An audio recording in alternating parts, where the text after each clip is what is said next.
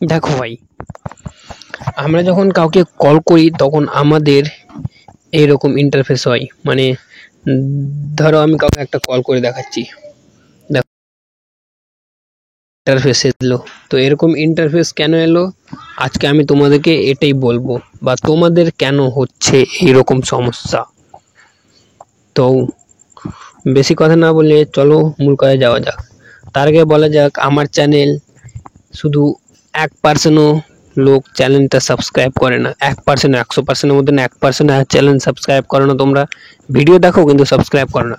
তো প্লিজ বন্ধুরা এরকম করিও না, চ্যানেলটা সাবস্ক্রাইব করো। সাবস্ক্রাইব করলে আমাদের বেশ আনন্দ হয়। তো চলো, তো কেন তোমাদের ফোন কলের সমস্যা হয়, মানে ফোন কল লাগে না, তুমি যখন কল করো তখন ফোন কল লাগে না, আর অন্যরা করে তখন লাগে। তো কেন এটা সমস্যা আজকে বলে দেবো। তো প্রথমত তোমরা এখান থেকে তোমাদের মোবাইল সেটিংয়ে যাবে। মোবাইল সেটিংয়ে যাওয়ার পর মোবাইল সেটিংয়ে গেলাম, এবং মোবাইল সেটিংয়ে যাওয়ার পর তোমরা এখানে দেখতে পাচ্ছ সিম নেটওয়ার্ক সেটিং। দেখো লেখা আছে সিম নেটওয়ার্ক সেটিং।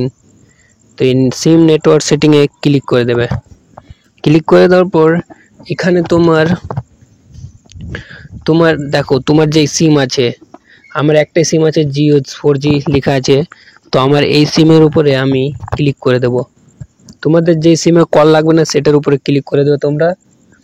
তারপরে তোমরা নিচের দিকে দেখতে পাবে, এখানে দেখো লেখা আছে ক্রাইটেরিয়া ভিডিও কলিং, মানে এটা ভিডিও কলিং। তুমি যদি কাউকে ভিডিও কল করো তো ভিডিও কল লাগে না, এবং কল করো তবুও কলটাও লাগে না।